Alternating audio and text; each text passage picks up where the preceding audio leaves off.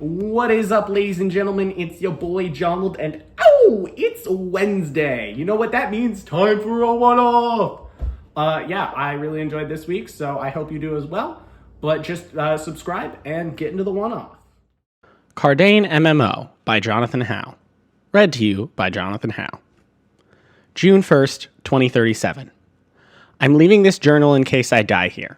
Based on what we've been told, any items placed in the obsidian box will be transcribed into receivable code at the time of our death. I'm sorry, Mom and Dad. I know you warned against this game, but the opportunity was too great. So it turns out I've been Sword Art Online. My name is Randall, though my parents call me Rand. I'm told it's because they are giant fantasy nerds, but I haven't listened to the books yet, and the 2020s show was a critical failure. No matter, I apparently had the incredible stupidity to trap myself in a sketch fantasy video game to make up for it. The launch of full dive VR tech called back to the old anime Sword Art Online, which made a resurgence with the release of the Kazugaya Immerse. In the same manner, all of us believed we were safe. Knowing the dangers of the show, the world made sure to check the headgear for any ways of murdering players. We didn't, however, check the game cartridges inserted into the headsets, which turned out to essentially be bombs. Now, myself and about 100,000 other first-day launch players for Cardain MMO are trapped, unable to escape until we beat this game. Sucks to suck. June 2nd, 2037. In hindsight, we should have expected this from a game called Cardain. Rearrange the letters and it spells Einkrad. That's 1 point for evil game devs, 0 points to the gamer nerds. Today, Taren and I are teaming up with a few others to go try the combat. Safety in numbers, as they say. Unlike the show, this game has no beta testers who were allowed to play at launch, so all of us are going in blind. Taren and I are decent in RPGs, like WoW and Final Fantasy, so we don't think it'll be an issue. Hopefully tomorrow goes well, and eventually, who knows, maybe I'll become an everyday Kirito. June 3rd, 2037. That first experience is the day my old self died. I vowed to leave games behind, because this was life and death. It did not go well. I repeat, not well. Taren did great, and all our party survived, but I tripped and got hit by a spine to a chest. 2 notes. Porcupines will never again be cute and cuddly, as well as I'm clearly not cut out for this hero thing. I was able to avoid most attacks fine, but I couldn't land a hit for the life of me. I think the person who did the most damage was Taren, and he only got scratched twice. To be fair, one of our tanks was drawing all the aggro, so it wasn't like Taren was in a super dangerous position anyways. But still, he seemed really good at this.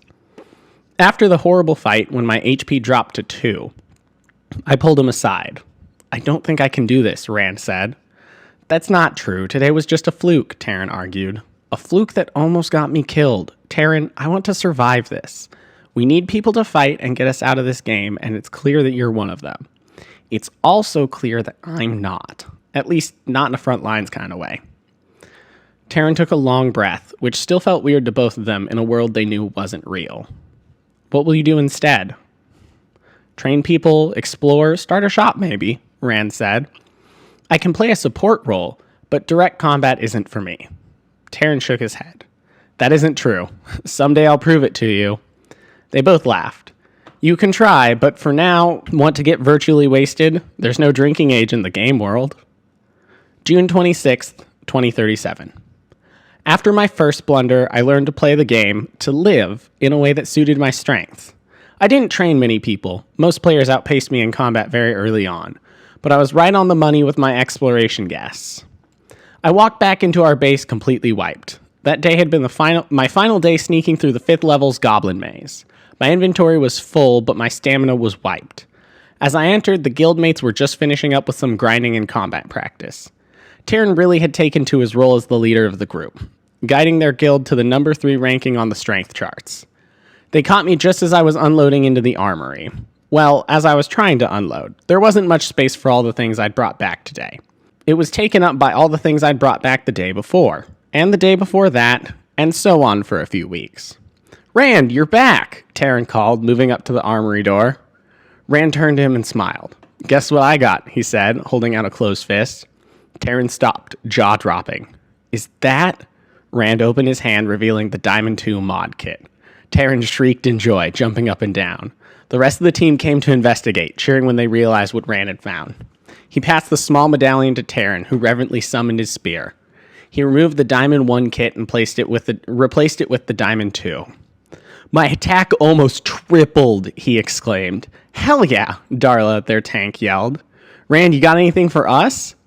Rand's grin grew even wider. Nothing SS tier, but I've got upgrades for everyone. He doled out the weapons and mod kits he'd received from the maze, pretty much all of them S tier. When he got to the team's healer, he tried giving the man an Opal mod kit for agility. Oh, sorry, Rand, we changed up the strategy. I need to focus on Emerald for the buffs and healing now. Oh, no worries, Rand said, reaching over the grouping of Emerald mod kits. It just means I'll have to look out for more Emerald and less Opal. The healer looked down, chagrined. Yeah, but I know how much work you went to get the Opal. It feels like a waste. Ah, Rand said, truly unfazed. I'll find some use for it. He pocketed the kit for the time being and faced the rest of the guild. That being said, I need to call a quick team meeting. When everyone looked his way and quieted, Rand continued. With today's haul, we are out of space. Seeing as Darla and I are going to the level 6 dungeons later this week, we'll surely make out with a great haul. It's time I purged. Everyone nodded. I have an idea that can benefit us in more ways than one, so tomorrow I need everyone to claim anything we shouldn't get rid of from the armory. Everything else goes. July 2nd, 2037. Random Goods, trademark, was probably my favorite part about Cardain. Not just the store, but the whole business. It gave me a purpose that felt meaningful to the greater success of everyone. I opened Random Goods, trademark, almost a week later. The idea came from selling all the stuff we didn't use to other players who could use it. I quickly realized gold wasn't going to be our best currency option, so I made it more of a bartering system. Of course, people could pay with gold, but the opportunity to get items I wouldn't have otherwise had access to became invaluable to me. Many people who struggled to find good loot have been coming to Random Goods, trademark, and I have been thanked personally for the service. I got my first thank you card today, as well as my first hate letter. The thank you card was from a 12-year-old boy who was struggling to play the game and grateful for the sword I gave him at a discount. The hate letter was from a 32-year-old man who claimed I was stealing all the loot and that he deserved my best sword for free because it wasn't mine. The game's built-in anti-theft protection proved him wrong, and he left in a huff, sending the letter a few days later. I think I'll frame that one and hang it behind the counter. November 14th, 2037. Thank God Taren and the team beat the 10th level boss yesterday. Now that we're on level 11, the loot skyrockets in strength. It leaves the letter system behind, moving into a shape-based ranking system. Even a circle diamond mod kit, the lowest level since it has no points, is stronger than a quadruple S diamond mod. Starting at floor 11, I had to change up my strategy slightly. I could no longer get items purely by sneaking around, so I had to fight. The game doesn't make me throw any punches, so I've dumped all my points and resources into evasion and agility. Most of the game's monsters had an aggro range that I could run straight through, and even if they came close, I just evaded their attacks. It became like a big game of tag to me, and I was determined to win. Fortunately for me, the strategy of sneaking around and exploring lended itself well to high evasion. I had already taken a monk tank class with a focus on speed and stealth, and most of my gear reflected this. That first day after coming back from the 11th level, I was on top of the world. I'd gathered drop-shaped mod kits for everyone, including an eye-shaped opal for my monk gauntlets. After the team overhauled their gear, I took the leftovers to Miranda, my store manager. Yes, picking someone with Rand in their name was an intentional choice.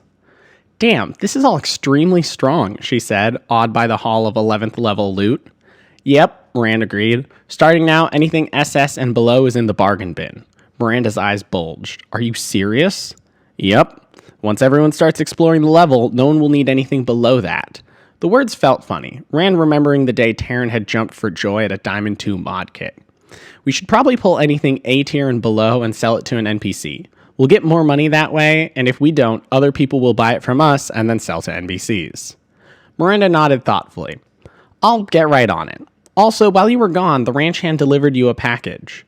Rand gasped excitedly. Did you give them the payment? Of course. I practically run this shop more than you do. Do you think I'd forget the payment? No, but I wanted to make sure. Rand went to his office where the package of adamant dragon scales waited for him. Dragon farming is a little busted, he thought to himself, grabbing the package and a pair of gauntlets he'd been holding on to before leaving for the smithy. August 14th, 2038. I really began to take the rhythm for granted. We all did. Over a year had passed, and yet all of us acted like we'd lived in the game forever. Taren was one of the leaders on the grind to escape. He quickly maxed out his attack every time we cleared another 10 levels, which led people to give him the nickname Spear Jesus. It was better than calling him the hero of Cardain, but I still called him Taren. I, on the other hand, got really good at not fighting. So good, in fact, that I could sneak past a level boss to loot stuff on the ground before Taren and the guild even knew where the boss was. Daily life for me became the greatest road trip of my life. No car, but I did have a dragon mount which I'd traded with the dragon rancher. We'd been helping each other out ever since I'd returned the favor for dragon scales with a legendary animal handling item. I flew my dragon to the far corner of every level, stopping to grab good loot and avoid any physical contact. We'd made it to the 27th level, over halfway done, and even for me that was almost too much to explore. Almost. Today I decided to check out a weird structure I'd found a week ago while scouting for the guild. Along with the gathering loot, one of my jobs was to map out the levels as we unlocked them. My team got free access to the map, anyone else had to pay. The structure was some kind of tower dungeon, and I suspected I'd have no trouble beating it. Upon entering the first floor, my initial suspicions were confirmed. The tower was filled with slow mobs that could barely see as I ran by. I cleared out all the good loot and had it tied to my dragon's back when I decided to take one more sweep through the building. To what I thought was my good fortune, I found a secret staircase down into a basement. I avoided monsters, found even more good loot, and eventually a secret boss. The skeletal rat king scurried around his horde, directing minions to place items in specific spots. Rand studied their movements looking for openings. If I avoid the chasm on the right, I should be able to make it to the chest behind the throne, he planned quietly. There were maybe a dozen low-level minions and the skeletal rat king. The enemy didn't have a level, which meant Rand would leave it alone. In and out, I grabbed the loot and go, just like always. Rand leapt out of his hiding spot, running between points of cover. He got to the chest without being seen, but there his luck ended. Rand checked for traps, which it had none, but that led him right into the forced battle mechanic. The room's ambiance dimmed, and the sounds of alerted skeletal rats filled the chamber. Balls, Rand cursed as he failed to open the chest. A message flashed in his view. Creatures left alive, 13. Damn it, time to go. A rat leapt at him, but Rand evaded. He'd maxed out his evasion for the 20s a level ago. Rand didn't try to fight, instead running towards the exit. I'll need to bring Taren back. Rand streaked through the arched doorway and up the stairs. They spiraled around once before morphing into a path Rand didn't remember. He saw a light ahead and ran towards it, entering the chamber he'd just exited on the other side. Shit. A pair of rats lunged and Rand dodged, delivering expertly placed punches to each of their skulls. This dislodged the bones and Rand scooped them up. He booked it away from the door and towards the chasm. Once close enough, Rand launched the skulls into the darkness. A message counted down 2, from 13 to 11. That is not good, Rand thought. He streaked to cover, waiting for the next skeletal rats to find him. I'm strong enough to take the little ones' heads, but I definitely can't kill the boss. He hadn't seen the boss since trying to open the chest, and he was afraid to. Still, with no way out, Rand started planning. He used his speed and the chasm to pick off the minions one by one. Eventually, when there were only 2 minions left and the king, Rand began to search for anything to help him. There wasn't much in the way of weapons, but Rand took a bow with moderate stats. His personal stats brought the weapon down, but it was his best chance. Armed, Rand started to sneak around, looking for the final 2 minions and the king.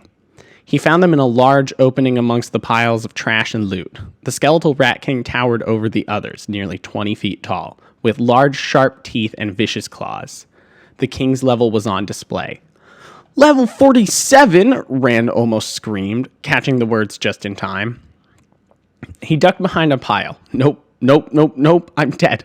I'm dead, it's going to kill me, and I can't do anything about it. Rand began to hyperventilate, fear and dread sinking in, bringing Rand shaking to his knees. The bow slipped from trembling fingers and clattered noisily to the ground. Rand nearly threw up as he heard the heavy scuttling of the Rat King in his direction. In spite of his fear, Rand got up on unsteady feet and bolted. He tried the stairs again, rat minions on his tail. His fear kept him from going full speed, and the creatures were fueled by bloodlust. He zipped up the stairs, rats on his tail. Urgh! Rand cried, racing back into the chamber, facing the entrance. The two minions ran out and Rand dispatched them, much less expertly than the first time. Holding two rat skulls, Rand booked it to the chasm, throwing the skulls and running back to the entrance. Fortunately, the stairwell was apparently too big for the Rat King, and he could hear the beast coming his way from the other end of the chamber. Rand collapsed into the stairwell, looking out. The Rat King lumbered into view, charging towards him. Rand backed away, but an invisible barrier stopped the skeletal Rat King from entering the small area. Rand put his back to the wall and cried in relief and terror. "I'm safe, for now." An hour later, after regaining his wits, Rand snuck into the chamber, looking for a different tool. He'd long ago decided he couldn't win an all-out fight, which meant Rand needed to get creative. The trash pile came in clutch, affording Rand a large length of rope. He took it to a pillar holding up the room that bordered the chasm, avoiding the king the whole time. He tied the rope to the pillar, getting it hooked on a decorative portion about 15 feet up. He crouched next to the pillar, pulling out an item from his inventory. He hadn't used the adamant gauntlets in a while, but they had an ability he needed. "Only 4 uses in an hour," Rand reminded himself. "I get 1 shot." He equipped the gauntlets. Rand moved to a nearby trash pile and began making a ruckus. It wasn't long before the Rat King came barreling around a pile towards him. Rand let it get close before running around the pile. He didn't use his full speed, wanting to lead it on a chase. Rand needed to be parallel to the pillar, perpendicular to the chasm.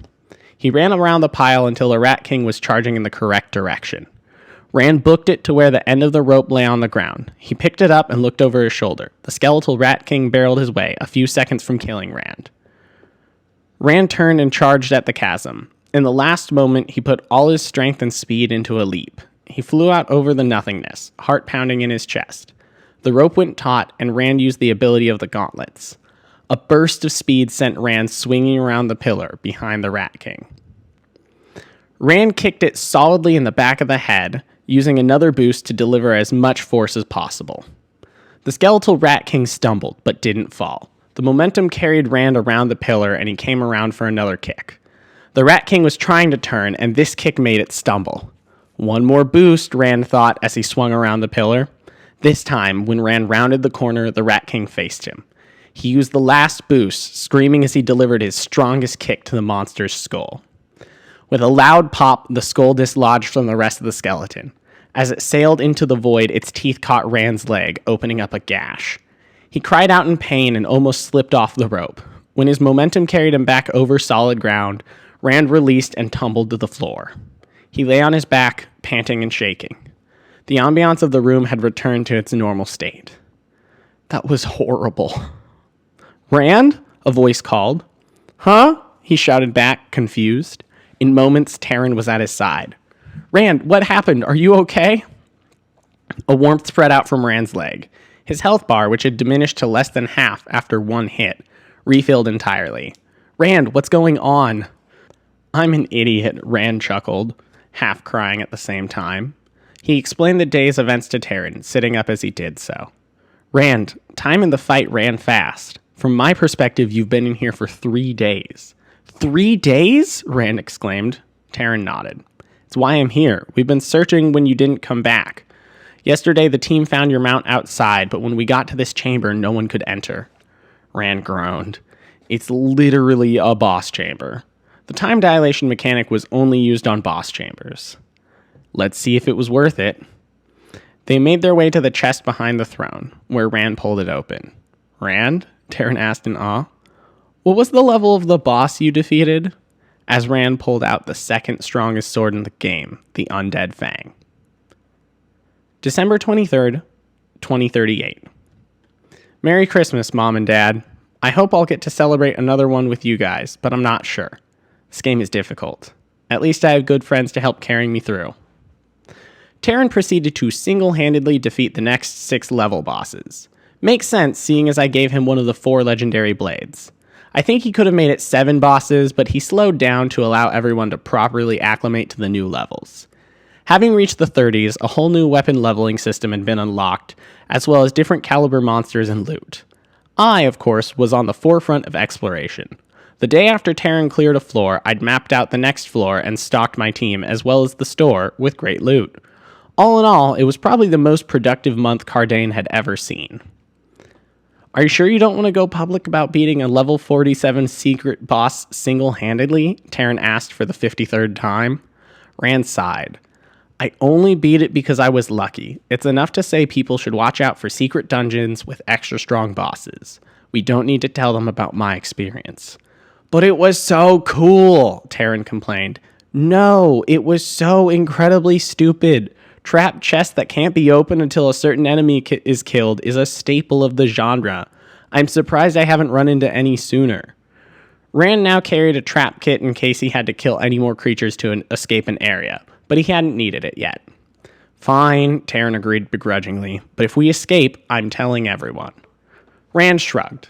In other news, Taren changed topics. What are you doing for Christmas? Rand looked to Taren confused. Aren't we doing Guild Christmas like last year? Well, yeah, but is that all you had planned? I don't know, Rand said thoughtfully. I've gotten enough loot for the Christmas and New Year's specials that I don't need to do any more exploration. That being said, I do want to go back to the lower levels and check for other secret bosses to get other legendary weapons. Oh my gosh, Taren cried, clearly exasperated. I meant anything fun, like a Christmas date with Miranda, or maybe some caroling with your drinking buddies. Rand gave him a flat stare. You know Miranda is a lesbian. Taren rolled his eyes. I'm spitballing here. Help me out. Rand chuckled. I've always enjoyed Christmas, but I haven't tied any traditions or expectations to it. Taren shrugged. If you want, Darla, myself, and some others will be spending the day together before the guild party. Maybe you could join. I'll think about it. Taren gave him a disparaging look. Seriously, I will. I didn't really have much of a choice. Taren burst into my room on Christmas morning and dragged me out into the common room before realizing I sleep naked. Everyone laughed, saying it was nothing they hadn't seen before. Apparently, post-training baths as a team is something I have, thankfully, been missing. When I came back out, the team explained the plan for the morning. We were going on a Christmas raid. I tried to back out, but Taren said it would be easy, and I could just hang out in the back. This is not easy! This is the opposite of easy! Rand screamed as he avoided another blow from the skeletal Hydra. There was a clear through line with all the secret bosses.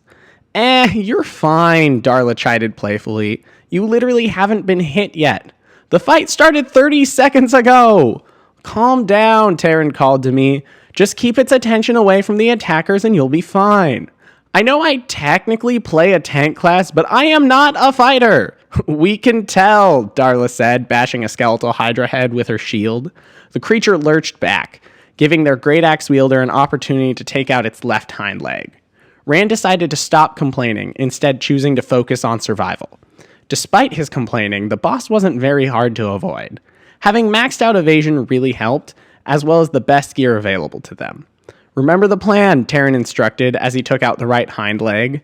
The healers zipped in, pulling the severed legs away, where a grunt squad waited to pulverize them and keep them from reforming. The Hydra howled, turning 3 heads to face Taren.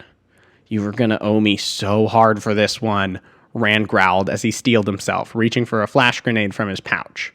He flung the grenade between all 3 heads, it going off perfectly to distract the beasts.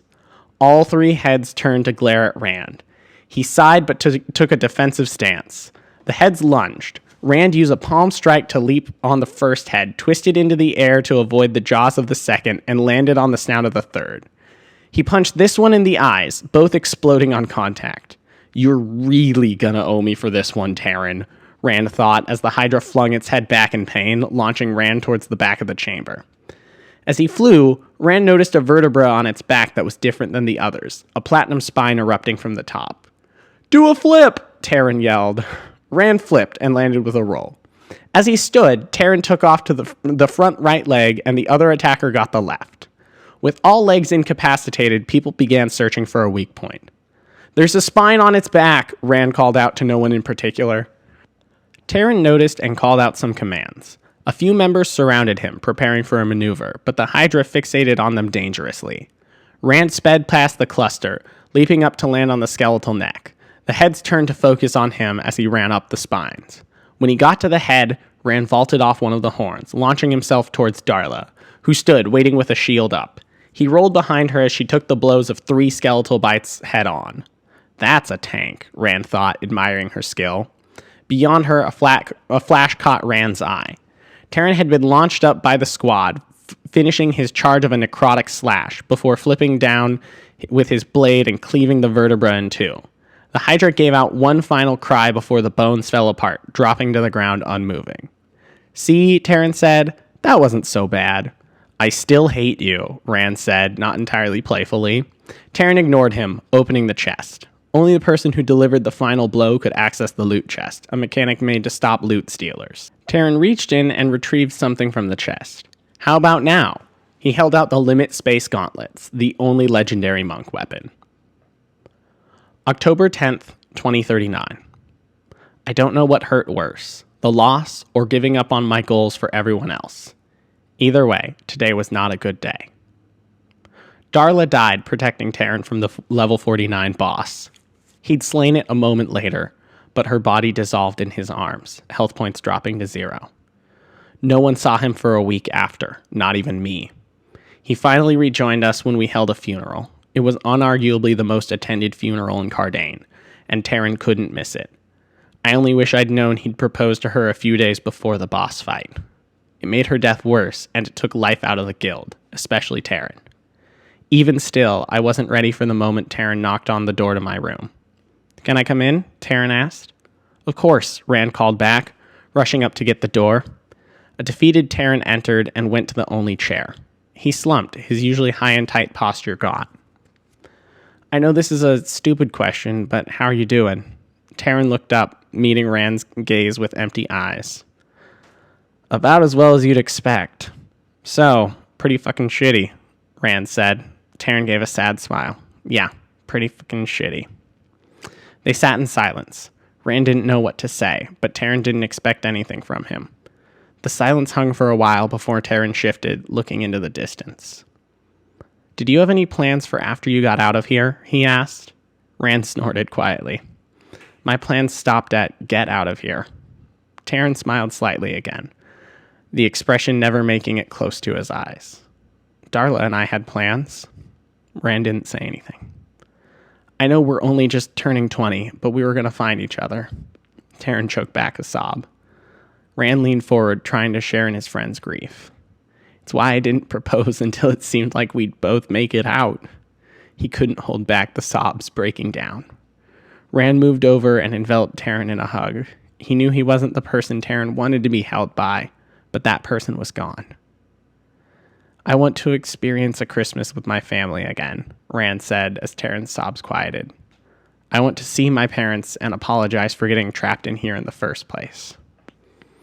Taren pushed away and looked up at Rand. "Christmas is actually the reason I came to you right now." Rand gave a confused look. "Everyone in this game is ready to get out, but we need your help." Rand shook his head quickly. "No, you don't understand," he started. Taren's eyes flashed pain. "Rand, we all saw you in the fight last Christmas. You're literally the best tank in the game." "All I do is avoid dying. I'm not that good." "A tank's job is to draw aggro and not die while doing it." "Yeah, but certainly there are other people as good as me." Taren shook his head. An official stat census was released by the devs to help us plan for the fight. He passed Rand a digital paper. Taren was of course listed as the best attacker, and at the top of the tank list was Rand. "That's only because," Rand trailed off. Taren shook his head again. "We both know you were always leagues better than Darla." The words held more bite than Rand expected. He looked at Taren intently. Taren's gaze shifted, unwilling to meet Rand's. "Do you blame me?" Rand asked. The question hung in the air. Taren moved his mouth for a while. He opened his mouth a few times before closing it. Eventually, he breathed out a long sigh and spoke. "Consciously, no." Taren looked down at his shoes, letting the words spill out. "Ever since we've started, you've been clear that you aren't a fighter. I know that, and Darla knew that. We both knew the risks when going into the boss fight, so consciously, no, I don't blame you." He paused, taking a long breath. "But subconsciously," he looked up again, anguish in his eyes, "I keep asking myself, what if I had been there?" Rand finished. Taren didn't say anything. His eyes said all they needed to. Rand moved back to the bed, sitting down, shoulders hunched. The truth of the matter, Rand thought, is that Taren is right. I should have been there. Despite acknowledging the fact, Rand wasn't sure he truly regretted not being there. He was terrified of fighting. Early on, he'd found his place off the front lines, and he'd thrived. But Darla... Rand remembered her smiling face. He remembered the way Taren had looked at her the night they'd gotten engaged, even though only the two knew it at the time. Rand remembered all of the joy Darla had brought them to strengthen the pain of her absence. He fanned the flames until they engulfed his fear. He fanned the emotion until they engulfed his cowardice. He fanned the flames until they consumed almost every part of him. Only then did he have the grit to respond. I'll be there. Taren met his gaze. Rand held the stare, fanning the flames higher. Taren nodded and stood to go. As he walked away, Rand let the flames die down, discovering what part of him was left. Taren? He said as his friend's hand took the doorknob. Yeah? I never made plans for getting out, Rand confessed. Not because I didn't care, but because I didn't ever expect to get this far. Taren turned back to look at Rand, hand still on the doorknob. And when we finally did make it here, I realized I liked my place in this world.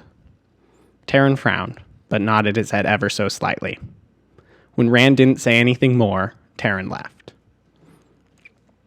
October 15th, 2039. I never wrote a journal entry for the 15th. The moment Taren passed the undead fang through the final boss's neck, I knew the digital journal wouldn't be necessary. The press teams made the announcement, and in moments, most of the almost 56,000 remaining players had logged off. Taren stood for a while, but eventually I watched him log out as well.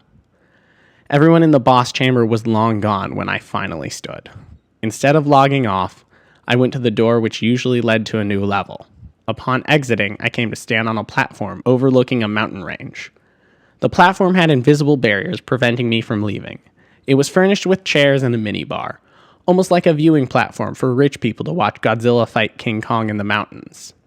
I found a beer in the mini fridge and took it to the chair. As I finished the beer, I heard the door open behind me. I turned, expecting to see Taren, but instead found a man I didn't recognize. Who are you? Rand asked.